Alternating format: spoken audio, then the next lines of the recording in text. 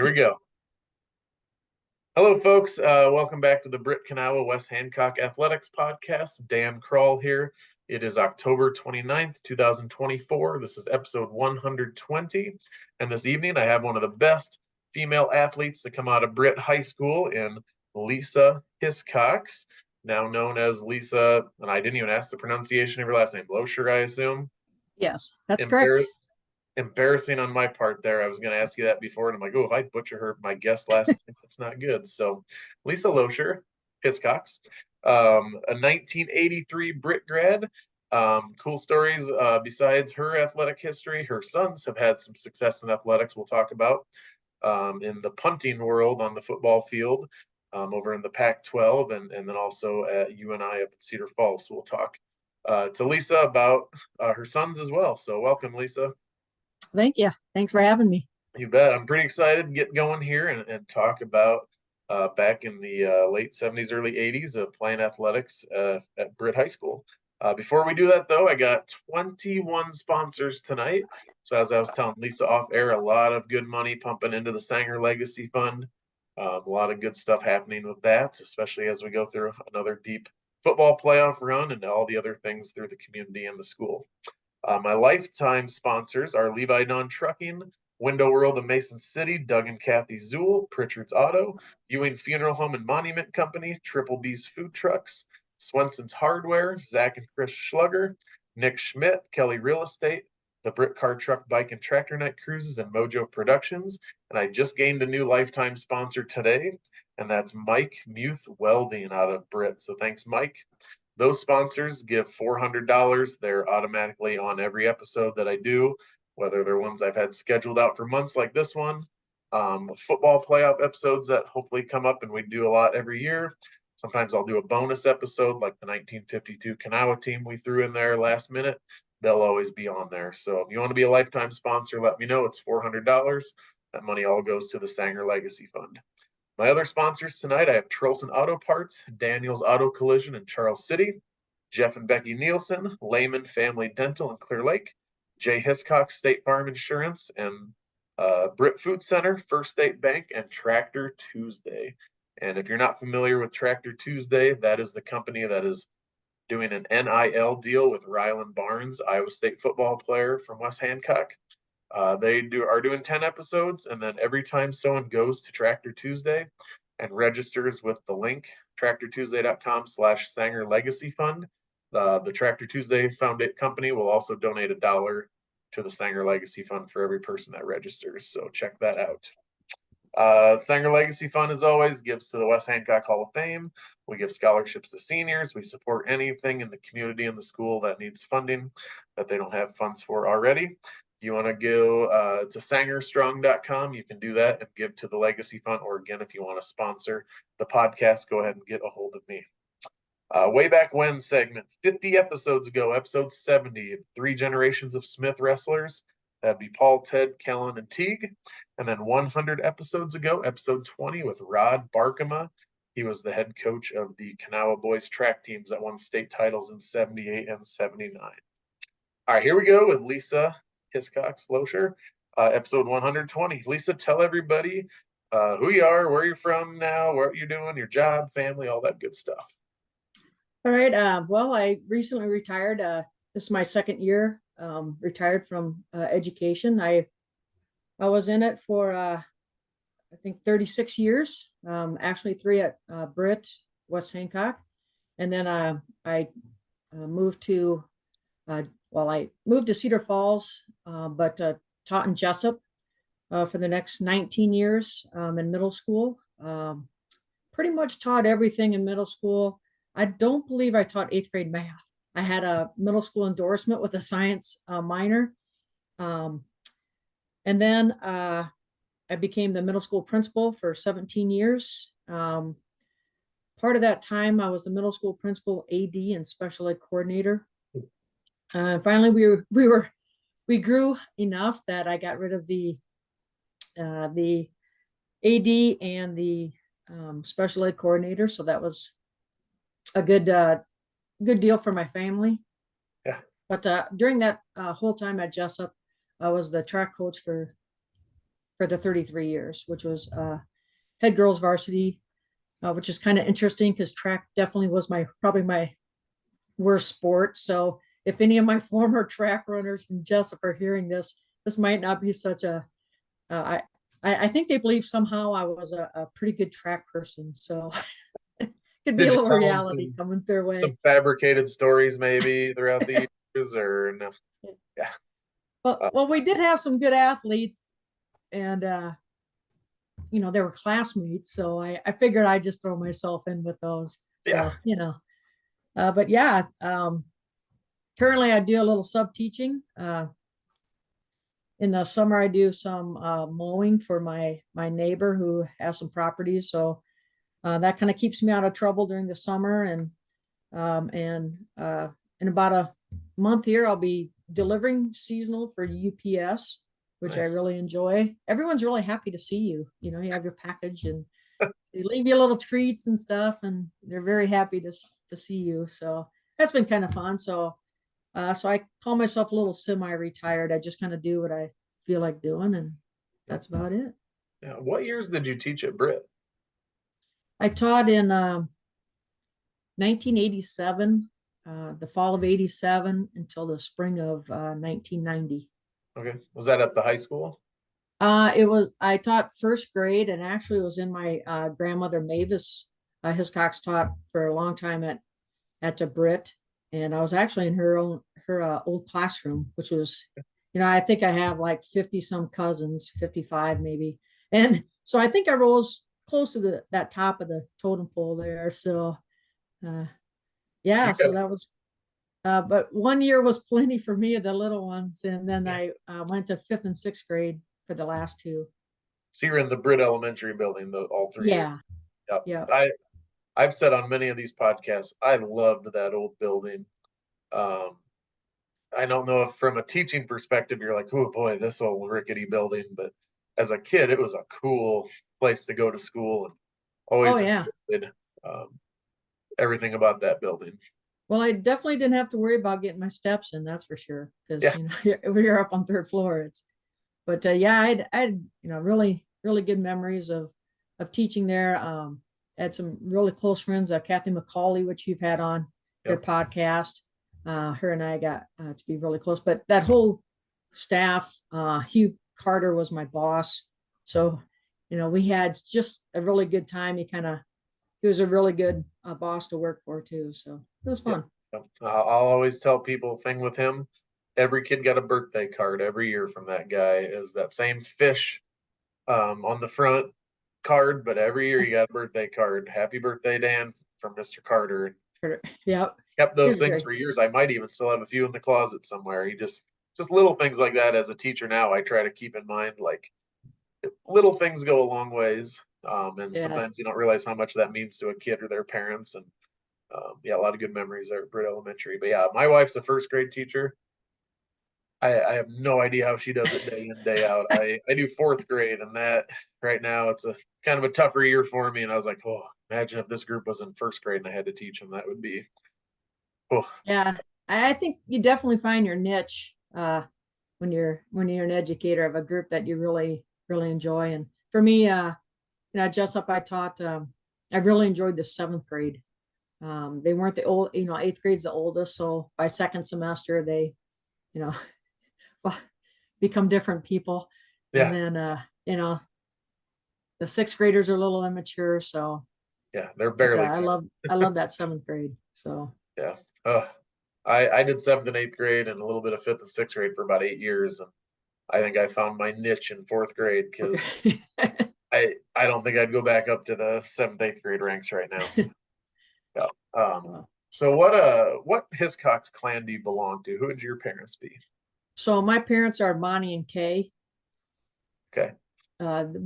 They farm just south of Britt on used to be Highway 111. I'm not sure what the county road is now, but my brother Muggs or Monty, he lives on a family farm now. So okay. And I have a sister Carmen that still lives in Britt, Carmen Jamgard. Okay. So Zephyr plays on the football team. So yep. I've been watching some football games through the live stream, so that's been nice too. So Yep. And Bonnie is Is my aunt. your aunt. Okay. Yes, She's still around the Britt area doing well, right? correct. Yep. And then you had my uncle Dean. Yep. He lives in Minnesota. He's been on your podcast as well. So Yeah, yep. He's a good dude. I yeah. said the word basketball and he started chewing me out for swearing. So he, he'll come I think down to the dome. Yeah. I think my dad would have done the same. That basketball wasn't used in our house, I think, until I think it was okay for the girls to play, but not necessarily the boys. So Yeah. And who'd you say your dad was again? What was his first name? Monty. Monty was your dad. And then, Yeah. okay. Yep. Gotcha. I doing all the wrestling history, keeping track of all the Hiscocks was got to be interesting at times. So, Yeah, there's quite a few of them. So yep. So, one thing I was thinking about today, getting ready for this podcast, is you played in the kind of the early 80s, but Britt didn't have girls' sports until 1971. So you would have been a pretty young girl at the time when girls' sports started. Did you remember the advent of girls' sports at Britt? Because 10 years later, when you're in high school, it's kind of like maybe did it feel like we already always had girls' sports? Do you remember when it started? Was it a big deal? Were you at the age where that something in your memory? um I didn't really remember anything really until I was in like fifth or probably well, actually it was in fourth grade. Um they came and told us that we could go to this thing called Little GBA, and it was Yep. little girls basketball on Saturdays. And so really that's the first time I even knew that there was a sport to be had. I guess I always played with the boys growing up. I had three older brothers, so I just kind of tagged along with them. And uh, but no, but I that little girls basketball on Saturday mornings, man, I couldn't wait till Saturday. Yep. It was great. Mitzi Cheezick, Mitzi Gray at the time. Uh, Boy, I just thought she was it. She helped at that thing, and man, if I could have been Mitzi Gray, I was going to be, some big all star. And I tell her that story, and she just laughs. And Yeah. so, but yeah, it was a great way to connect to them. And the Burgart girls I knew just because I had Jana in my class, so I knew of it, but I didn't realize that girls didn't play. Yeah, because like Kanawha had girls' sports for many years, and a lot of other schools did for decades. And it always is kind of crazy to me that Britt, being such a sports dominant school, it wasn't been that long since we've had girls' athletics. Uh, Yeah, it's just I kind of think if I remember correctly, the stories that they tell, Linda Sanger was such a supporter of that, and I think she really helped push the girls' sport movement, yeah, which she's just been awesome forever. So yeah, yeah. The Hall of Fame, night was about a month or so ago, and you get a chance if you haven't watched the live stream we put out there on my personal page. Oh, totally worth it to honor Miss Sanger. yeah, She's done more than people will ever know. And I always said that was the hardest. It should have been the easiest write up I ever made for a Hall of Fame speech. It was actually one of the harder ones because I'm like, where do you start? Where do you stop? How do you get yeah, everything? How do you know what she did? But that's the way she is. So it's just that's Mrs. Sanger for you. So absolutely. yeah. So let's start with some volleyball here. You played all 4 years. And back kind of in your growing up years, volleyball at Britt was a big deal. Made it to state in 75, 77, 78, 79, and 1983. Um, so your freshman year, the team made it to state. Did you play any varsity as an underclassman? Not in volleyball, no. Okay. We all practice in the same gym, so you know,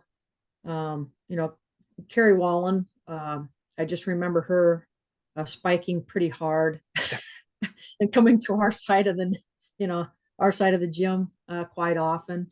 I don't know why that sticks in my mind, but and I think Sue Hesley was on that team, Yeah. Lori Love, Barb Burgart. I think they just kind of it was a good group to be around. I was around some really good athletes, so um, it was nice to have that base, as we went kind of through. It probably was, probably my least favorite sport going through high school, but it was fun just to be around the people, I guess, was really kind of for me to be out around that. So. Talk about Ted Beeth a little bit, your coach at the time before Dave Preem took over your senior year in '82. What was Coach Yeah, Beeth? so Ted is always positive. If you've ever met him, he's just a big teddy bear. I would call him, but he was kind of a guy that really got a lot out of people. He just had a way about him that uh, he demanded a lot, but you didn't realize that he was demanding. You know, Yep. so I just think his approach to things. He was very energetic at practice. I remember that, and just I don't know, just kind of laid back from probably the most laid back coach I had Yep. going through. So Yep. yeah. Talk about some of the experiences playing volleyball. Your honorable mention all state, all conference. You made it to the finals of the NCAA, the NIC tournament your senior year. How close were you to state? What kind of success did you guys have when you were actually on the varsity court playing as an upper Yeah, so class? I think the most successful year we made it the game before state. I think if memory serves me correctly, I think we got beat out by Spirit Lake. The game before state. It would have been my senior year. Sonder Kolash was a really good setter for us. Jolene Lear was up front, very good blocker. I think one of the most underrated players we had was probably Connie Matson. Her spike was so good. I really, to be honest, I'm not really sure why I was ever put on an all state team. I didn't really feel that I was, that good in volleyball, but I had some nice players around me that made me look good. And I hope, I made them look good as well. But we had Osage. I remember them just being a powerhouse. I was trying to remember, at the nickel tournament or at the North Iowa tournament, one girl, and I know she ended up playing at UNI, and she spiked one, and I must have mistimed it, and it smacked me right in the face. And I just remember going down, kind of seeing stars, and it was just like, what just happened here? So, yeah, they were really good, and they were really good for a long time. But we had some really good talent in the North Iowa Conference, much like it is today, as far as girls sports, I think. But yeah, I guess that would be my memories. There was, we started off pretty young after that senior group with like I said, Barb Burgard, Mel Carter, Carrie Wallen, Sue Hesley. When they left that next year, we really struggled, quite a bit. And then, like I said, our senior year, God bless Dave Preem. He did a really nice job with us. I know with me especially. So, but yeah, it was fun. What do you know why Dave took over? Why Ted left? Do you remember the circumstances behind the change? I really don't. I can't. I think maybe Ted just had done it long enough and was. I can't remember if that's the year he went to Mason City Newman sometime, and I'm wondering if that Maybe he wasn't. was out of the district at that point. Yeah, Yep. Yep. yeah, I'm not How were sure. him and Dave different from each other as coaches, or were they pretty similar? Was Dave working with Ted before as like an assistant, or did he come in Boy, new? I think he came in new. He just, I think, he was. I think he might have been talked into it. To be honest, we didn't have a coach, and even back then they're hard to find. Uh, but he did it, and I think he did it for a couple of years, and or made it at least one. I think the next year maybe Bill Hudson took it over, but he was we were fortunate, to have him because he was able to take us, and otherwise I'm not sure what they would have done. Yeah, So they made it to state that next year, apparently with Bill as head coach. So yeah. kept things going pretty well. Yep. So next on my notes, it says you ran track for 2 years and played golf for three. Those are in the same season. Talk about how did that work? Did you do one year, both another year? How'd that go for you? Yeah, so the first 2 years of track, they had what they called the softball throw at the time, and that was kind of my specialty, I guess. I could, heave it out. Basically, the goal line was the stop line or the foul line, and you basically ran up and threw it as far as you could, and I could throw it to 50, 60 yards, and then they in 19, I think it was 82, they got rid of that. And then my sophomore year, I did both. I ran track, so I went to track practice, and then I played golf after I was done running the practice, and then I went out and played some golf. So Marilyn Menke was the coach at that time. And so she allowed me to do that. The school allowed me to do like a dual sport. So I did that, and then when they got rid of the softball throw, then my junior and senior year I just did golf then. Okay. So you didn't run any events, you just did the softball throw? I did run. I ran some 400s. I think I ran a couple 800s. If someone got hurt in the 200, I remember we had a coach from Belmont was named Howard Dorman. He's pretty well known, and so he was working this track meet, and Denny Etringer was our coach, and I remember him yelling because we had a couple girls hurt, so he threw me in the 4x200, and I remember Howard Dorman going, "Really? This is all you have?" And I was like, "Hey, I can kind of run. I mean, I'm no speedster, but I was like, hey, Mr. Dorman, come on, man." So that was, so I don't think a 67 quarter was going to take us anywhere. So, but So yeah, so Denny was the girls' track coach. Marilyn Menke, you mentioned, was she the golf coach or was she she also? was the golf coach. Yeah. Okay. I know the So, name Menke, but that name just I don't know if I've heard that name before. What did she teach at the school also? she did. I believe someone might have to correct me on this. I think she was a special ed. She was either special ed. I think she was a high school special ed teacher. Okay. Um, and so she allowed me to do that. There was a gentleman that used to be out at the country club all the time. Carl Frick was his name. Yep. And he kind of took me under his wing. He's like, I can't stand your slice anymore. We got to figure this. And I tell you, my junior year, I was playing some pretty decent golf. And I always say if Carl, he passed away the following year, I didn't have him to kind of help me get my head on straight again. But yeah, he was really good for my golf game. So, but he was just like, Lisa, I can't watch this anymore. That slice, we got to take care of that. So I we think did. the 81 boys state championship team mentioned him a few times on the podcast. I did. Oh yeah. Because they said he was out there all the time and he was Oh always yeah. open. Yeah. Yeah. What kind of success did you have in the softball throw and then in golf? The softball throw, I think I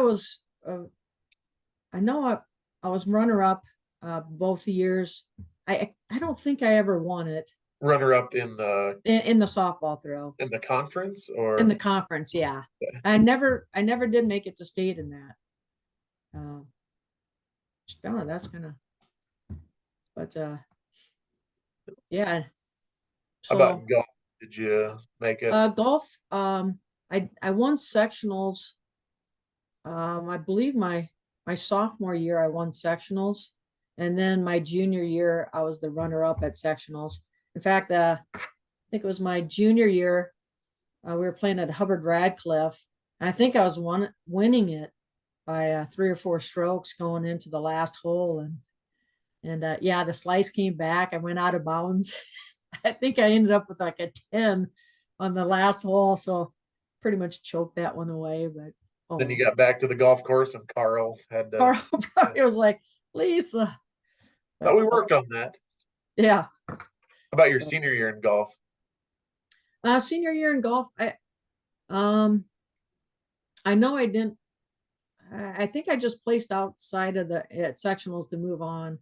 We had a pretty good golf team, young. I think that was with Lisa Wellick, Yeah. at Grand Jeanette, that that group of girls. Well, I think they, Tammy Conaway, Lisa Wellick, they were yeah, freshmen and they ended up being seniors on that 86 state championship team. yeah.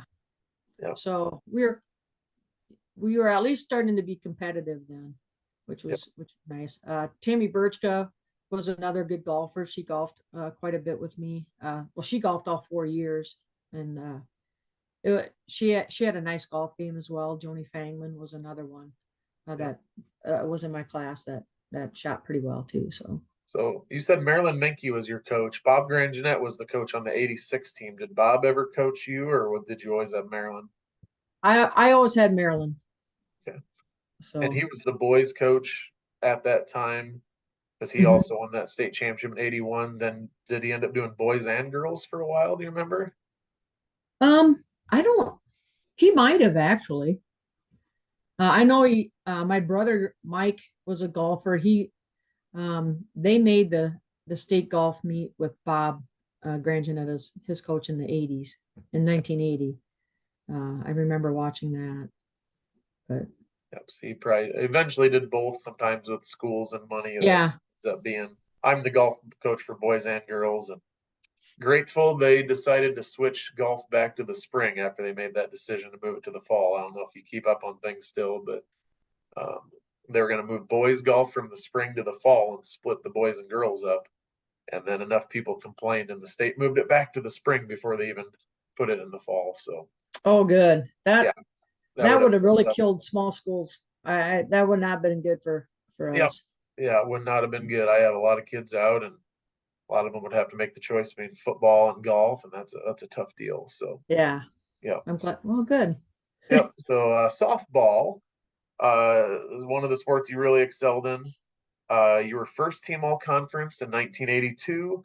You won the North Iowa Conference batting title that year. You were honorable mention all state, and you were 11th in the state in overall batting on an 8-16 team.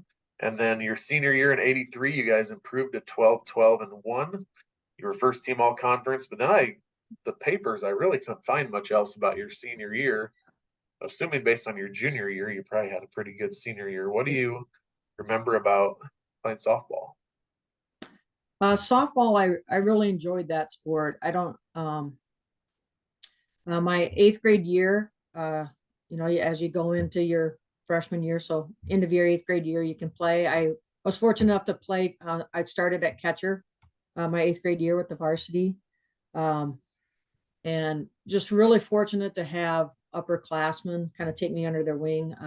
Loretta Dudgeon was the only senior on the team, and boy, her and Carrie Wallen, Lori Love, Sue Hesley, just Barb Burgart, just kind of really helped me become a confident softball player. I think it was either my eighth grade year or my freshman year. I was catching for Carrie Wallen, and a girl went off for a bunt. I think it was Lake Mills. Girl went off for a bunt, and back then the face mask wasn't much of a face mask, and the ball hit her bat, ripped off my face mask, and I had to end up going to the hospital to get stitches in my lip, and it was kind of a crazy game, but yeah, that was I really enjoyed that. When they left, Bonnie Patza, Yep. and Connie Matson I think Connie Matson and I were the only seniors left by our senior year. But yeah, we had the batting. I guess I didn't realize, but we had some really we had quite a few really good pitchers, especially, I mean, we had a lot of that went on in college and did really well. Um, Especially Belmont, Lisa James. There's a Rollins girl I remember as an eighth grader. Um, but Shizzle and Norin from Garner Hayfield. So there was a lot of good softball being played at that time. I could hit the ball. I'm if memory serves, I think my last time up at bat was against Garner Hayfield, and I had never struck out until my last at bat. And Jill Noren, a good friend of mine, struck me out. Of So I your was whole kind of career? of my career. I didn't strike out. I could hit the ball, but I just yeah, I didn't strike out for some reason. So your last career at bat It was a was a strikeout strikeout, and that was the By only. Jill Noren, a good friend of Jeez. mine. I'm like, man, are you Did kidding she me? let you know about that for years on end? I don't know if she ever. I didn't. I think I kept that hidden from her because it'd be embarrassing. Have to tag her in this episode here, and yeah, Yeah. yeah. Who Uh, was your softball coach? so my first year was Denny uh, Etringer. And I just loved Denny as a coach. I had him for basketball as well. And his personality was just really, really great. I mean, he was just so positive all the time, just kind of reminding you of the good stuff you were doing and helping you kind of through like, some bad habits and those kind of things. And then Brad Byrne took over after him. And I think it was maybe my sophomore year when Brad Byrne took over. Okay. And so that was a little bit of an adjustment there, but we had, really softball always comes down to pitching, and I think I might hold the record for most. I think I've hit the most people from the mound, so kind of proud of that one, I guess. Yeah, yeah, you got to hit I all. think it'd be hard. I think it was like 12 people hit in one game or something. I just kind of let's just say I had control issues. So How about Carrie as a pitcher? Knowing her or how she did things, I'm guessing she threw it pretty hard. yeah, she was a very good pitcher. Um, yeah, uh, there were a couple times where I think, was going to throw it. Well, she threw hard, and it ended up going behind her back before when she was going around, and she was just like, "Oh my gosh, this is embarrassing." But the good thing about that was that team was so fun. I mean, nothing seemed to kind of get at them. They were just a fun group. No matter what sport it was, they were just always having a good time. They're very serious about their sports, but they were a really fun group to hang out with. And the softball field at the time, wasn't that over kind of where the parking lot is for football now by the elementary school? Yeah, it was right across the street from the old. I don't know if the greenhouse is still there or not. I'm not sure. The flower Uh, cart, yeah. yeah, No, the flower they're in cart. Main Street now as of just this year, Oh, okay. where the hobo house was. Yep. But I Yeah, remember watching my sister play there, and then when I go back for football games, I'll see that parking lot and be like, "Hey, it's just that used to so be the weird. softball field. It's just kind of weird."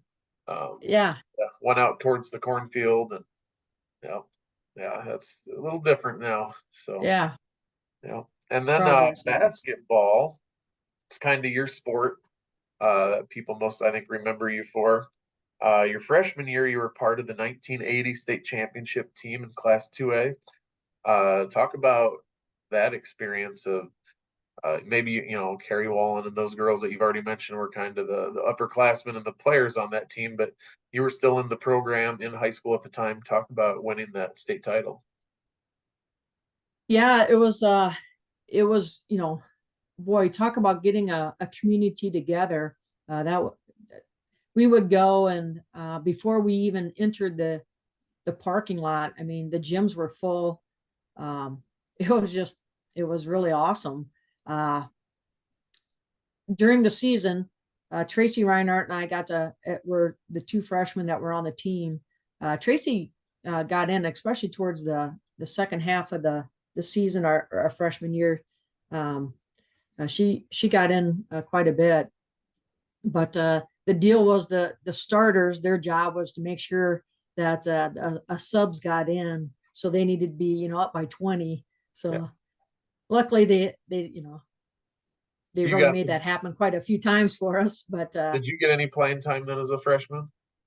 I just only when they were ahead by so much. So I did get to play, um, some games then.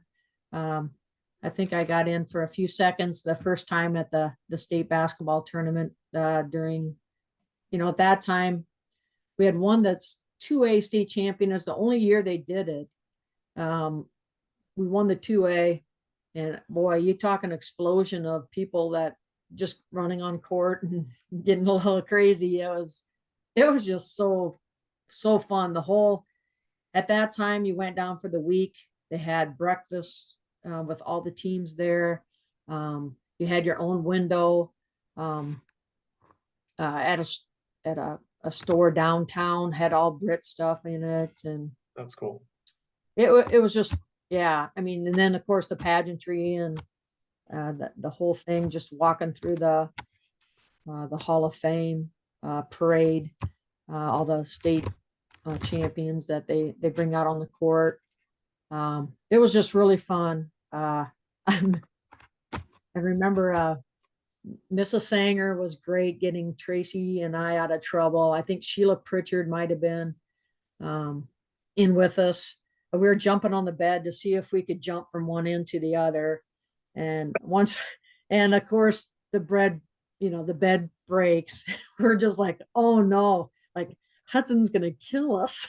So we're like, get Mrs. Sanger in here like right now. So she, kind of smoothed things over with Bill, and we all came out alive. So that was good. And, but yeah, I think while all the starters were on one end, and the rest of us we really enjoyed ourselves. So we were happy they worked so hard to get us down there. But yeah, it was fun. So, not all freshmen get to dress varsity regardless, especially not on a state championship level team. What was that like? Just the honor of being able to be on the varsity team as a freshman. Oh, I thought it was great.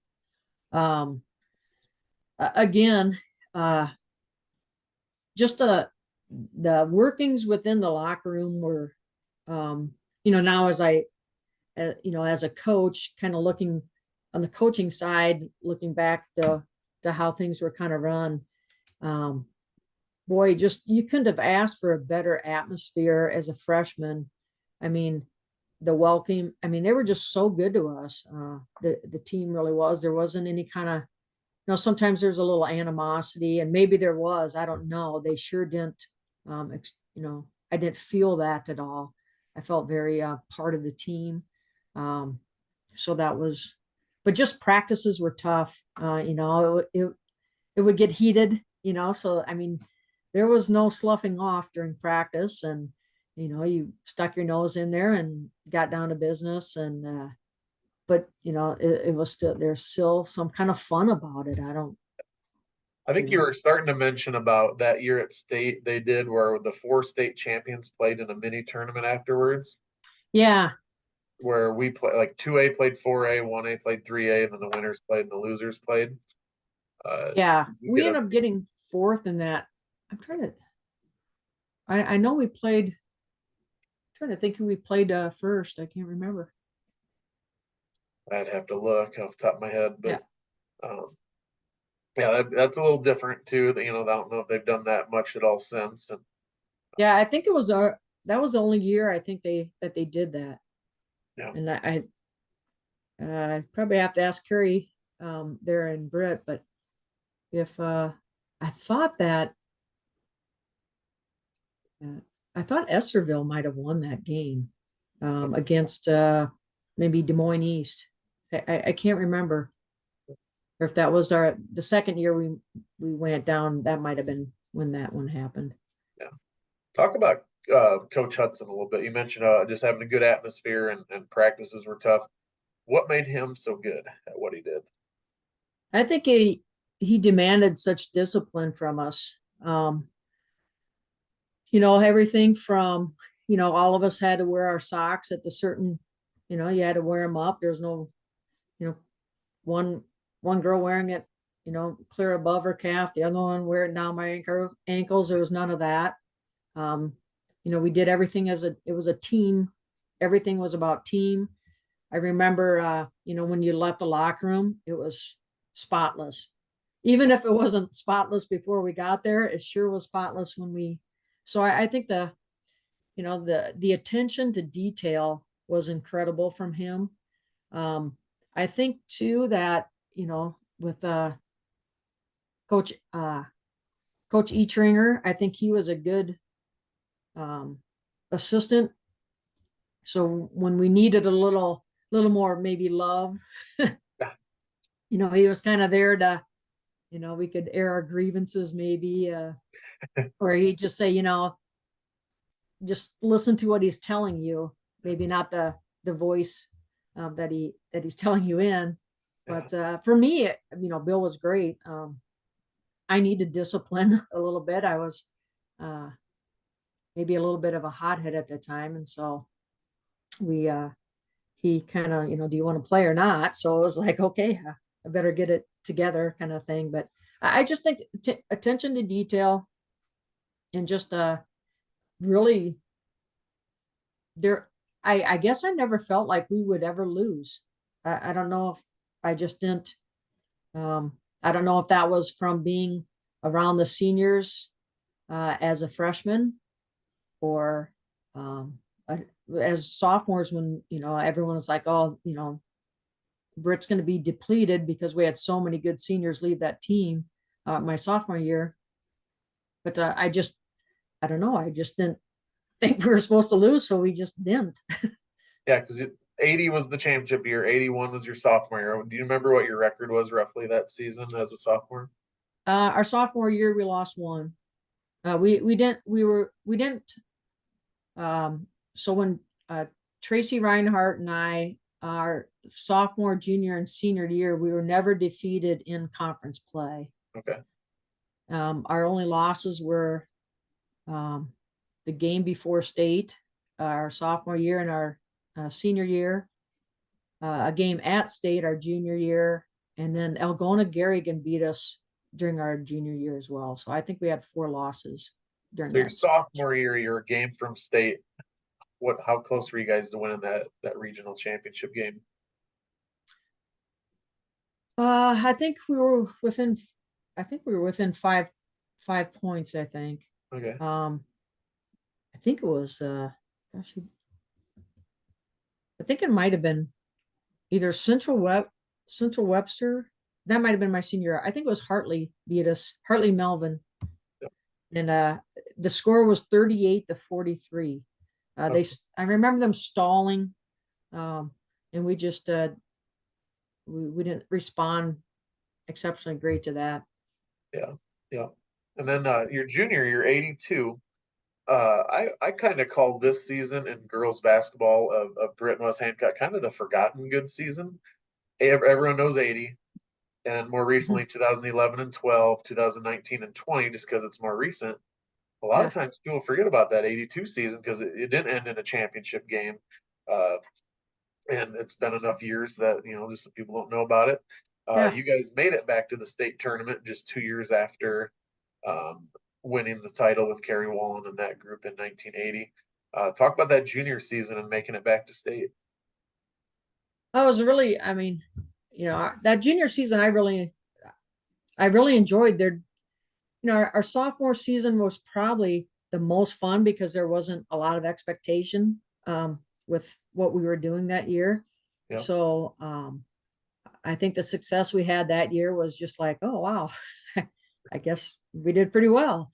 And then our junior year, there was a lot more, seemed to be quite a bit of pressure on us, but our practices were just really tough. I mean, I remember, our defense was getting after us and we would get after them a little bit. And Coach Hudson would be like, okay, hey, remember, you're on the same team here. Like, okay, everybody just settle in a little bit. But that's the thing with 6-on-6 basketball that people that maybe didn't experience that back in the day.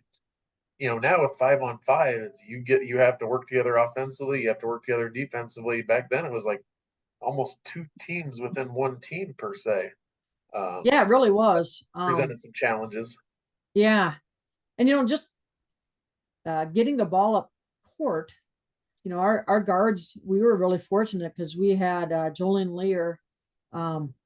She could throw from the baseline all the way up to half court with absolutely no problem and be like, she could throw it to the other end of the court. We could stand back in the corner on the opposite side of the court, and she'd be able to whip it right down to us. So people would be surprised by that. And, I'd be standing on the free throw line and she'd throw it out of bounds from underneath the basket all the way to me. And, it was an easy layup because they're like, oh my God, like what's going on here? But Catch them off yeah, guard at least a definitely. few times.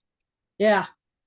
Yeah. But yeah, definitely it was a very different game. Yeah. At state in 82, how'd you guys fare?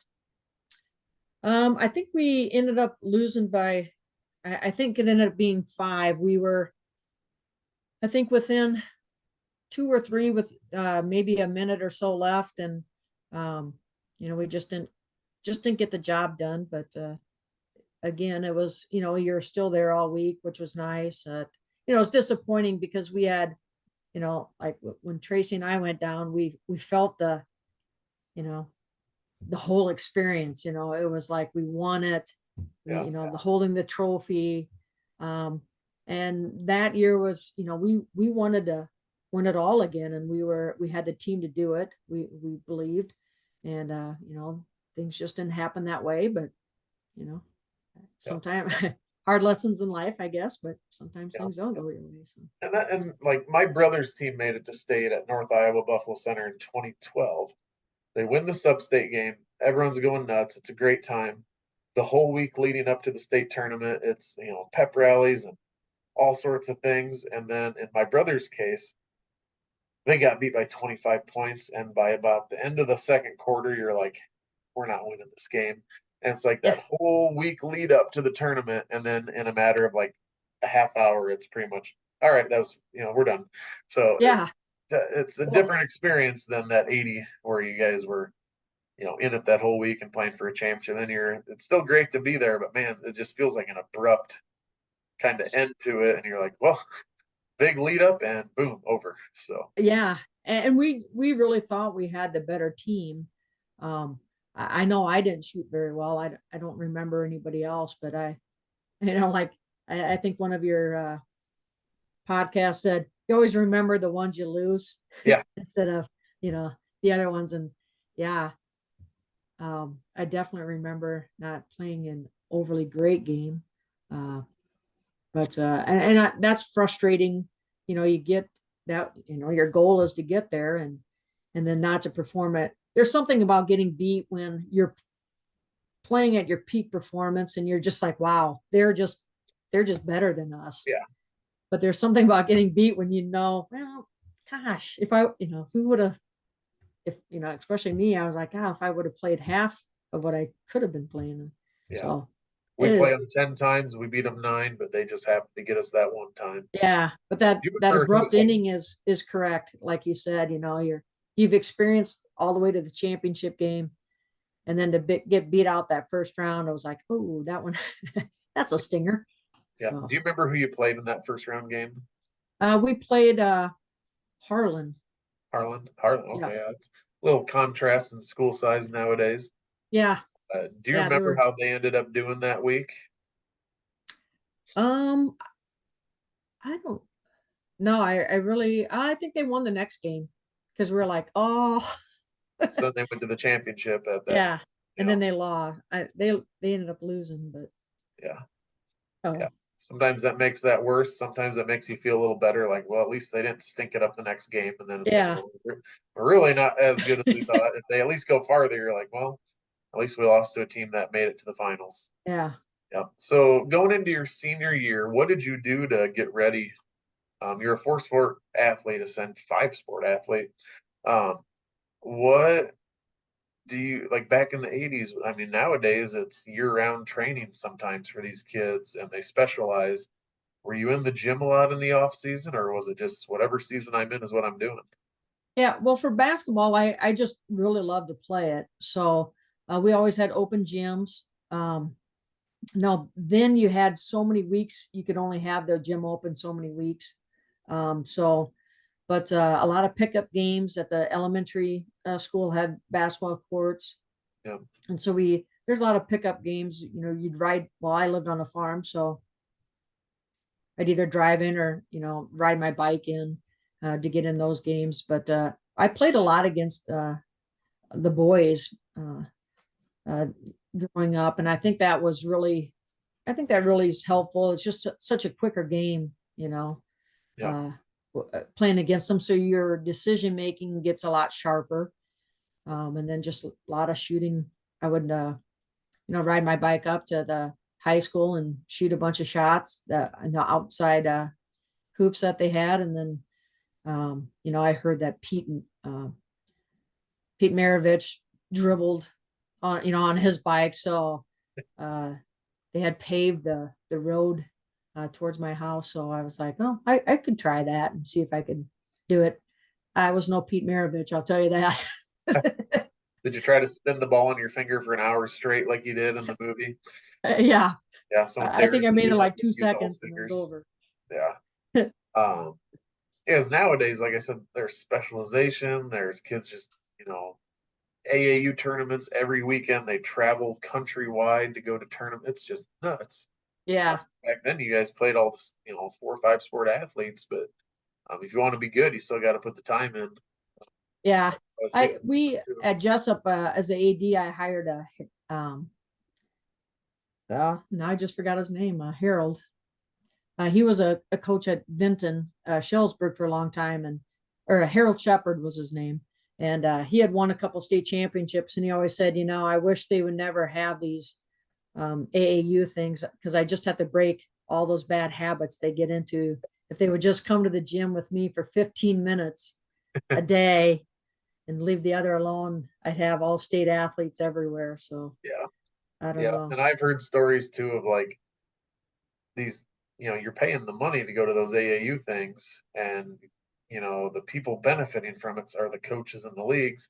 So they're going to tell the parents and the kids what they want to hear because they need to keep getting Oh yeah, tuition absolutely. fees out. So these kids come back to the high school and they're like, "My AAU coach says I'm amazing." It's like, yeah, they're going to tell you that because they want your thousands of dollars every year.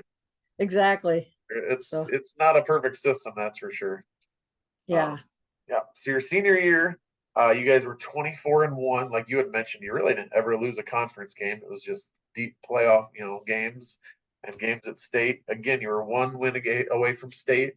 So you guys were a couple of points away from being at state all 4 years of high school, essentially.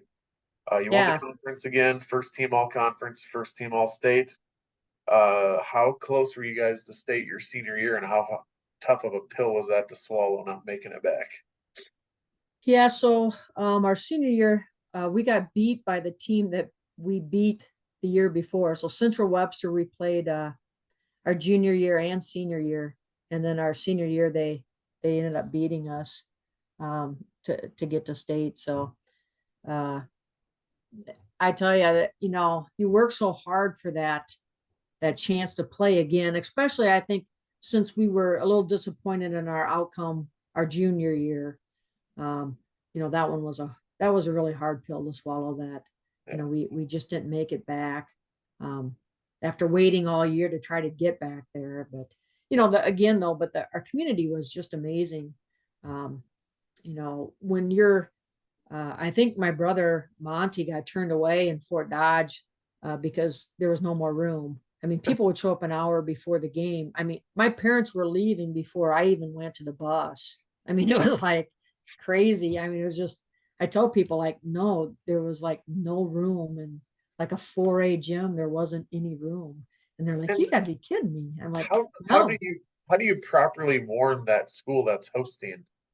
Like, by the way, the game starts at 7, but please be ready for people to show up at 4 o'clock. Like Yeah. Yeah. like are you kidding me? Like really? And like, what do you do with those people? Do you have food? It's just It's yeah, I remember yeah, playing at Fort Dodge, and there were people on both baselines. Just we'd throw the ball out and they'd have to move them back out of the way. And I mean, it's a 4A school, so there's plenty of typically there's plenty of room back there. But yeah, those are some really. We just had a lot of fun on the bus. We always had to be really quiet. 10 miles. So when we played Garner, we could only mess around for maybe to Duncan, and then it was quiet on the bus. But The first but half, Duncan. yeah. Yeah. Hey, it's Duncan, you better be quiet. But just fun in the locker rooms, and just just just the friendships you develop during those sporting things it's just awesome. Yeah.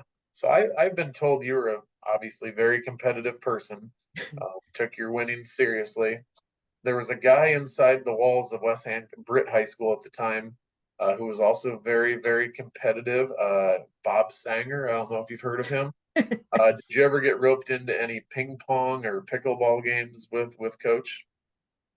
Well, let me tell you, we had there was no pickleball at the time, but I did get out of band a few times to go play tennis across the street. And yeah, let's say they were a little competitive, extremely competitive. So yeah, it was good. Yeah, I've heard wrestlers, basketball players, you name it.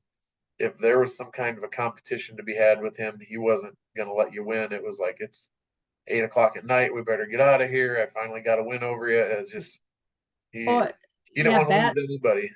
badminton during PE was just cutthroat. I mean, I've never sweat so much in my life, I think, playing him. Yeah. It was fun. Yeah. Good guy. Where'd life take you after high school?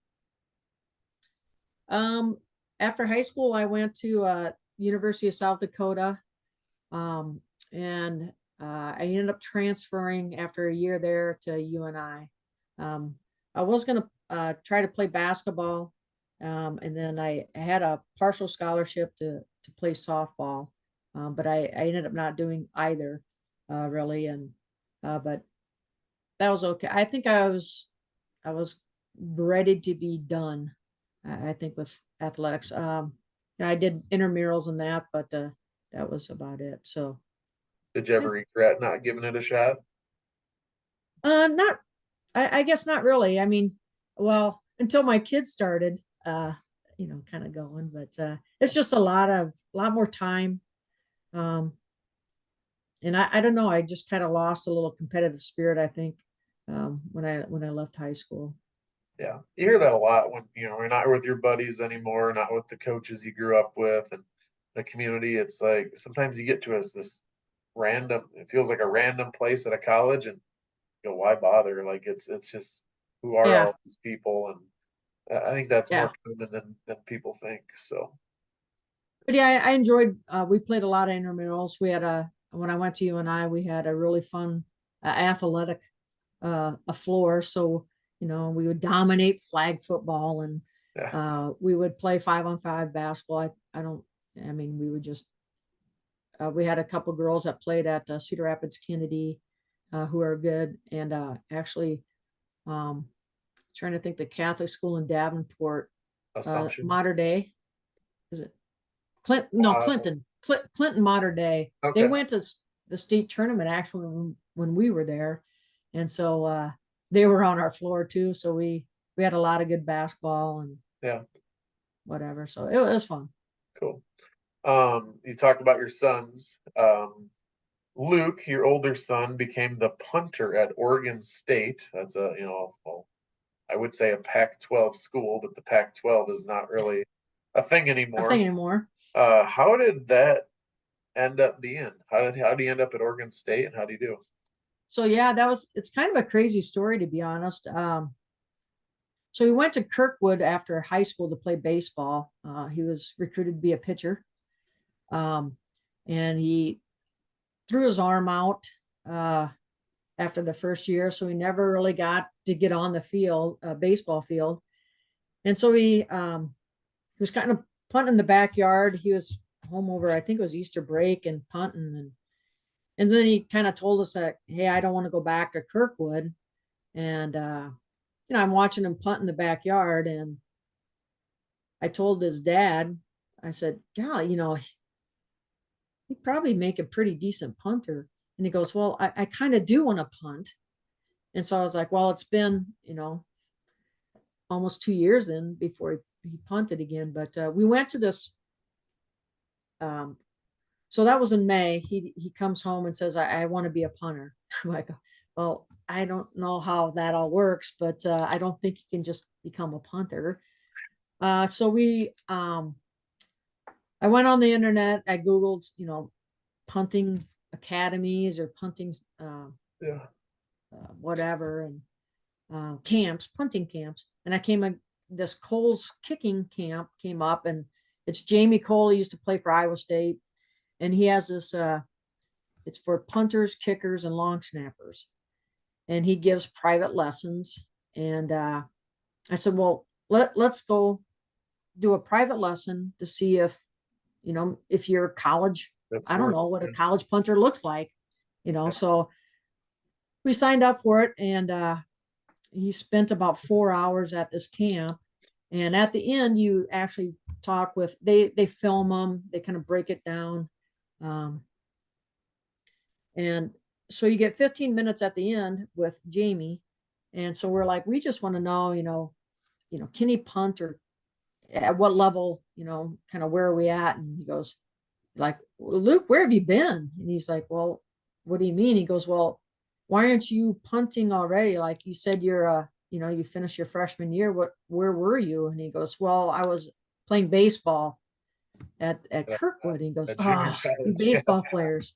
And so he goes, well, you have, and he goes, well, what's your question, Luke? And Luke's like, well, I just want to know if do you think I can punt in college? And he's like, oh my God. He goes, are you kidding me right now? And we're thinking, oh, like no way in heck, And so he's like, you got a Power 5 leg, dude. And we're like Power 5. So he goes, you need to go to one of my camps and see if you win it, then you get to go to the national one. So it was like, okay. So we went to Missouri, and he did end up scoring enough. They have a points scale or whatever, and he had enough points to make it, and he won that punting competition there.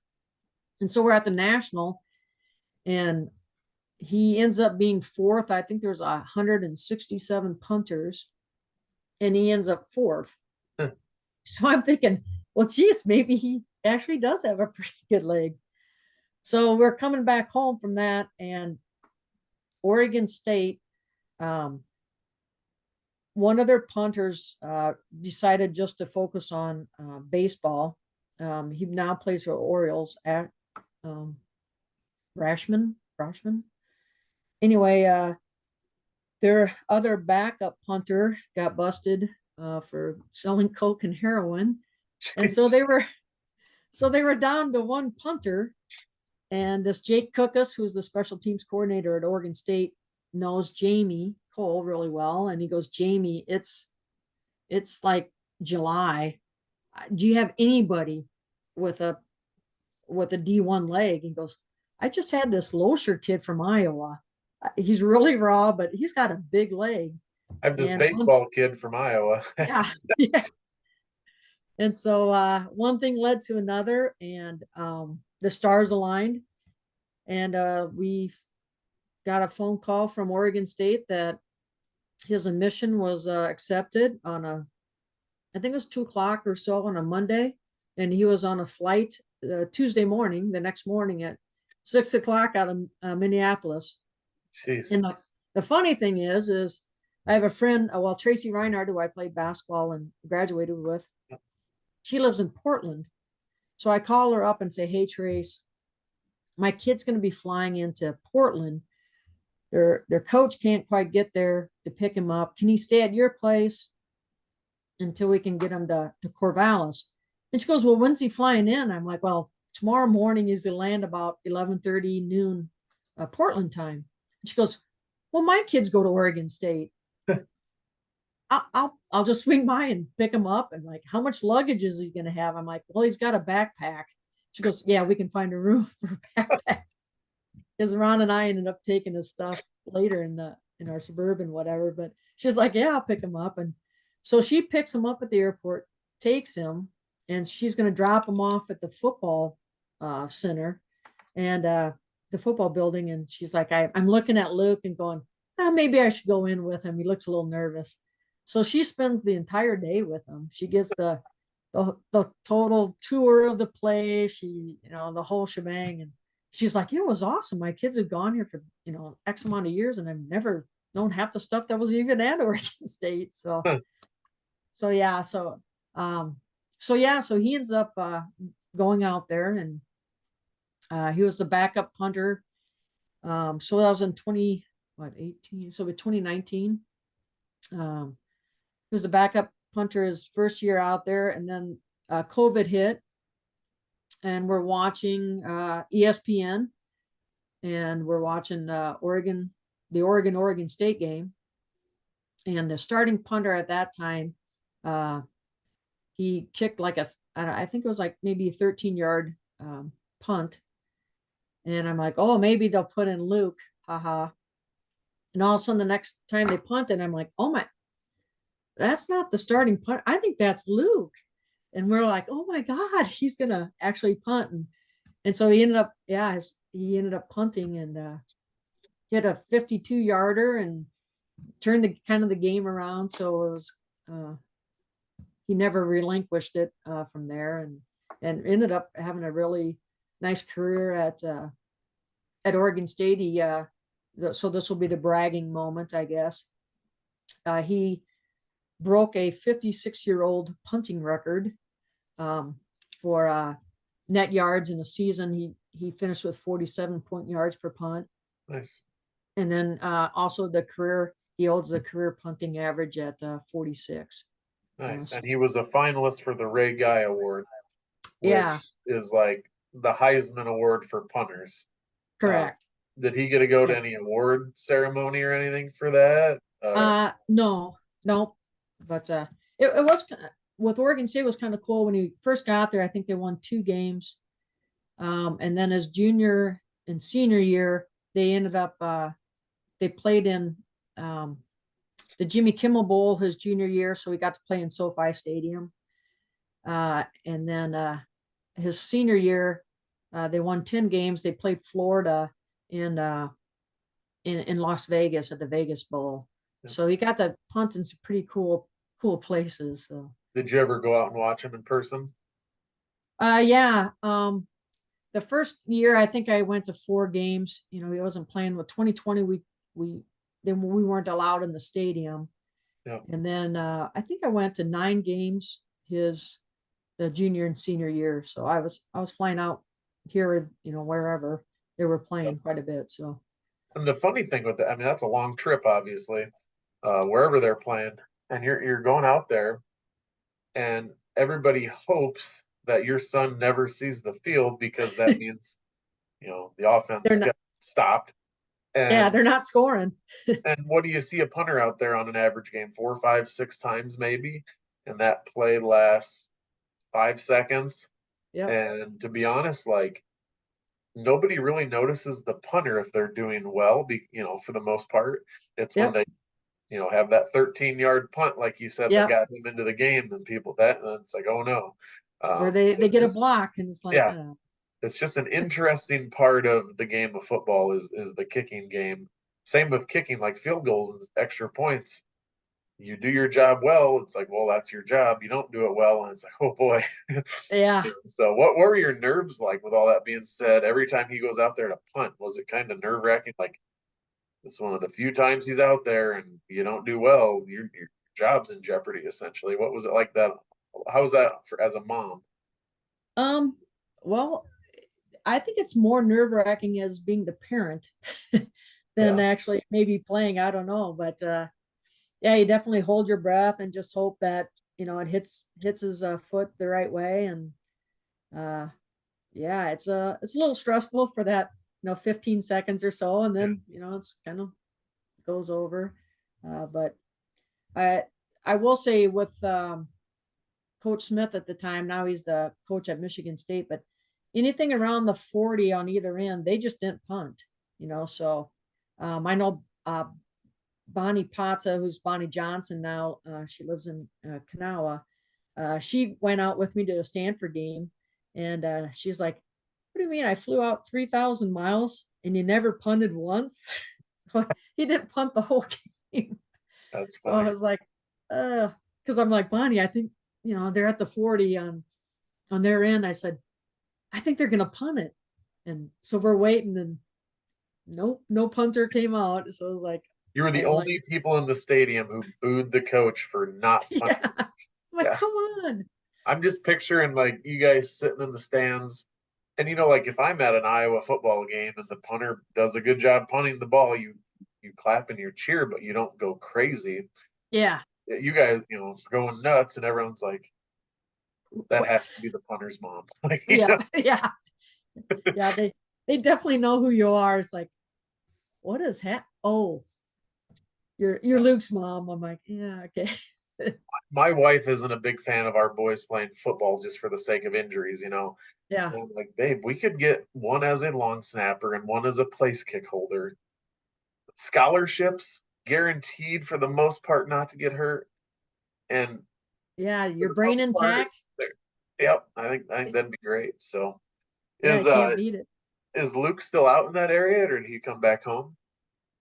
So he actually had a couple tryouts. He tried out with the Seattle Seahawks, and then last October it was Philadelphia Eagles had called him to come and try out with them. He didn't make either one, but had a good time trying out.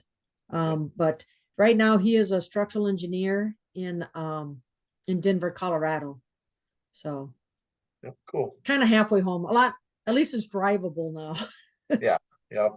And you never know. You get your name out there a little bit, and a team Yeah. gets in a bind, and they are like, it's Friday. We need a punter.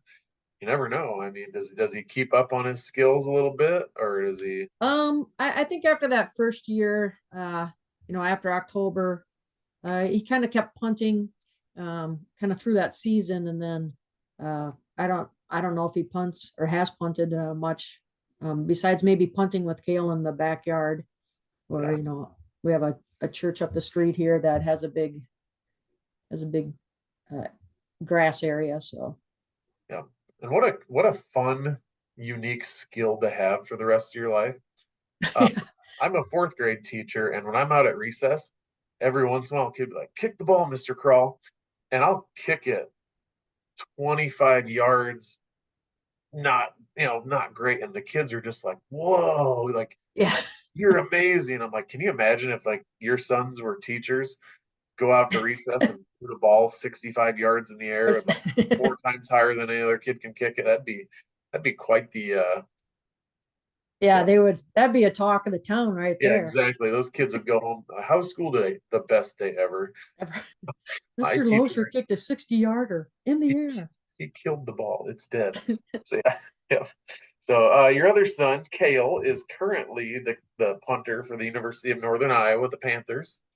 One of his teammates is Mitchell Smith, West Hancock grad this past year. Uh, how did Kale? Obviously, his brother Luke was a punter, so I'm assuming just kind of modeled after his brother. How did it end up being for Kale to get to UNI? So Kale in high school was a quarterback for Cedar Falls, but he was also the punter as well. In fact, Kale was a first team All State punter his junior and senior year in high school. But he also had some. I mean, he had a pretty good arm. He was I will say a pretty good quarterback for Cedar Falls. Um, the they had some really nice teams. He played with, Jack Campbell, who most people know that name from, he played at Iowa and then now is with the Lions. So, but yeah, in recruiting, they kind of were recruiting most teams, D2 and then like North Dakota, South Dakota State, South Dakota, and then UNI. They were recruiting him for quarterback as well as a punter. So that's kind of he wanted to kind of stay home. So UNI was, he preferred to walk on there. So that's how he kind of got going there.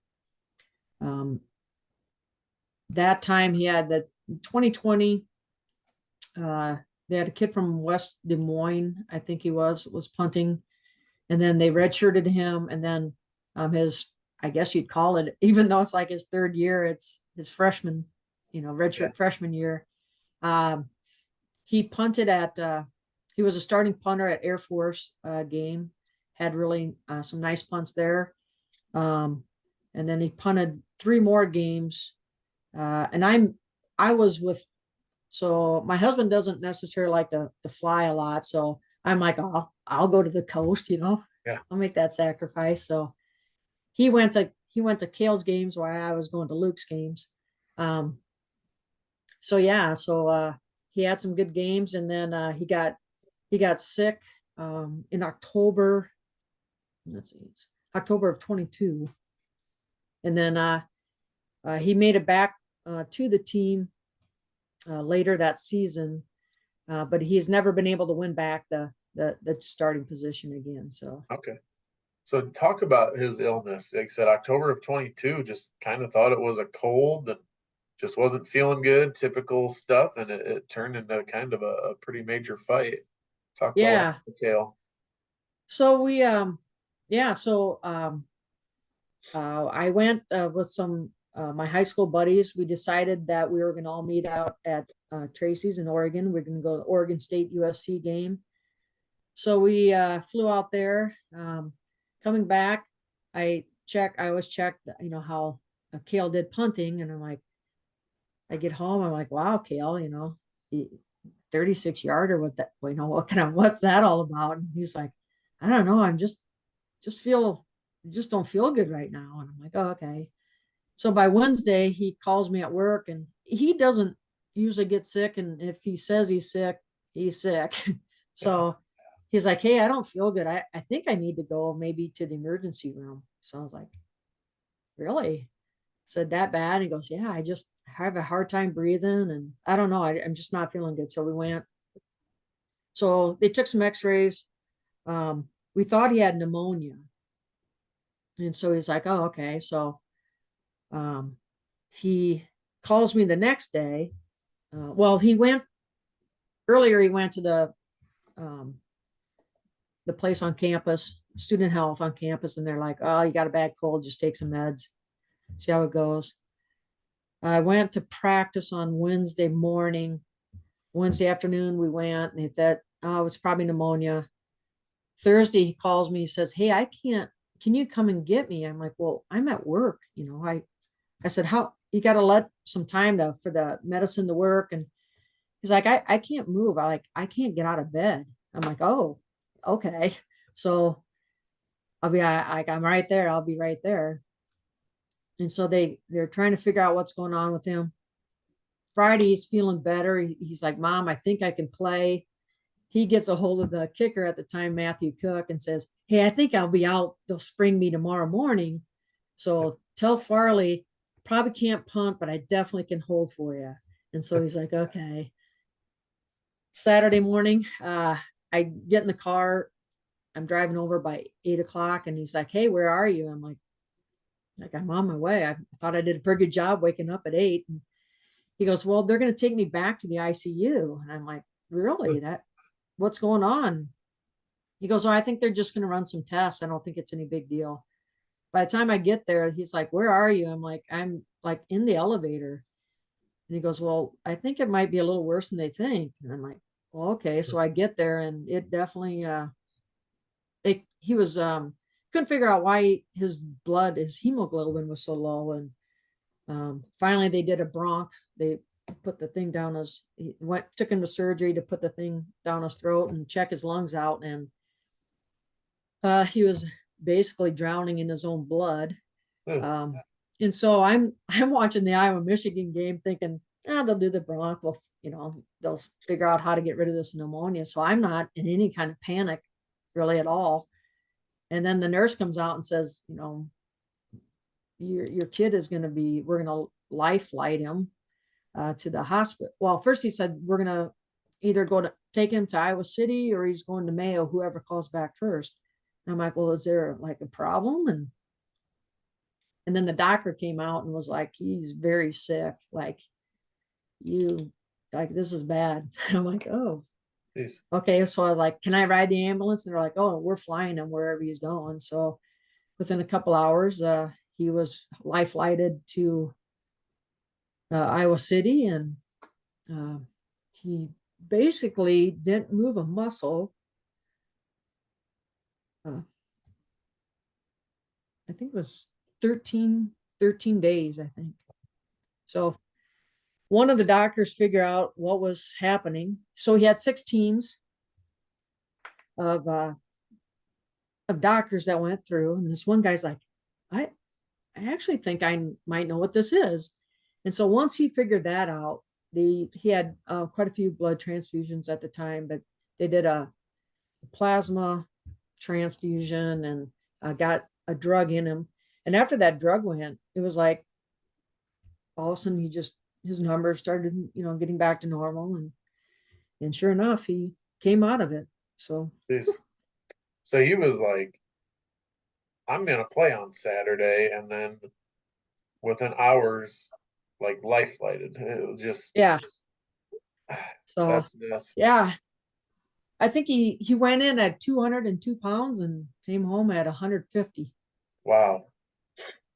So That's crazy. And so you said he yeah, hasn't and to regain his starting spot back, he lost a lot of strength. That takes and a lot of weight. That takes a lot yeah, of I think well, that year he ended up going, they cleared him to play in November, I think, or yeah.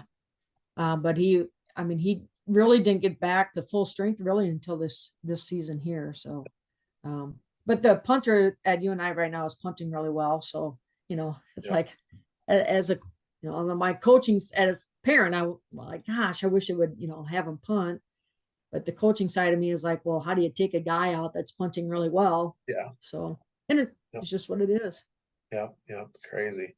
Do you guys still get to all the games? And obviously you're right there in town. Do you try to get to the Yeah. away games too? Yeah.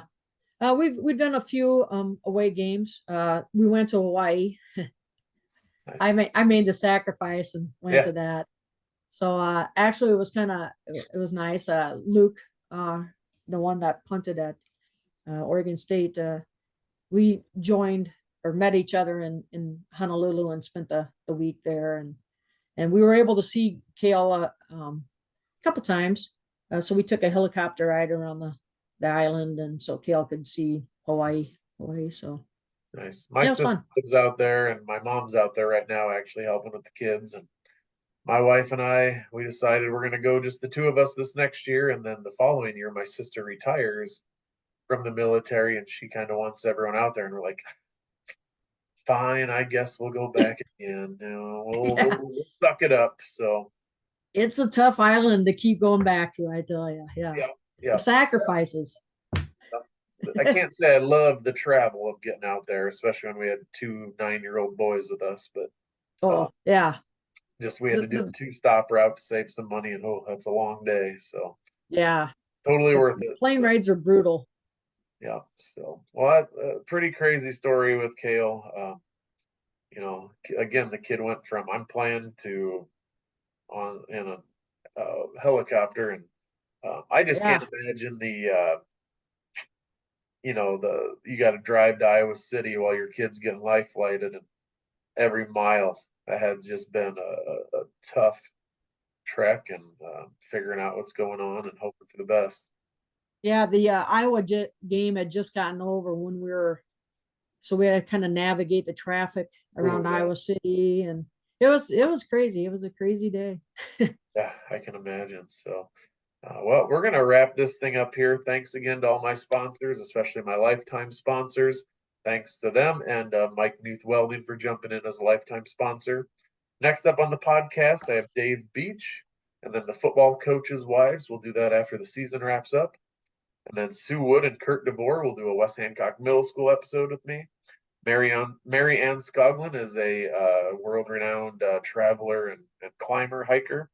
And then a really fun one, three of my former teachers are going to do a podcast together. They've all done separate ones, and now they're going to do one together. That's Ben Muller, Chuck Buseman, and Brian Benning. Should be a lot of fun with those guys. And then, of course, Jay, Kevin, and BC Moore and I are hoping to do several more football playoff episodes if West Hancock continues to win and move through the playoffs. So, Lisa, I always leave this last little bit up to you. Any shout outs you want to do, throw out there, people you need to mention as well, and then we'll wrap it up. Yeah, I just, growing up in Britt it was just awesome. I think one thing there is just the expectation to be excellent is something that you don't see everywhere. Having, been around this conference and stuff and this part of the state, it's you just, like I said, we were growing up, you just won. I mean, and I think the competitiveness in music, we had Marjorie Weed, who was a wonderful uh, choir teacher, and we had some really good band directors. But I think the expectation from parents was, if you're going to do it, do it. Yeah. And I think that serves, I don't know, I think it serves you well as you get older. So thank you to all those people. Yep. Yeah, it was good. Thank you. I appreciate this time. You bet. And I appreciate you coming on. And like always, go Eagles. All right.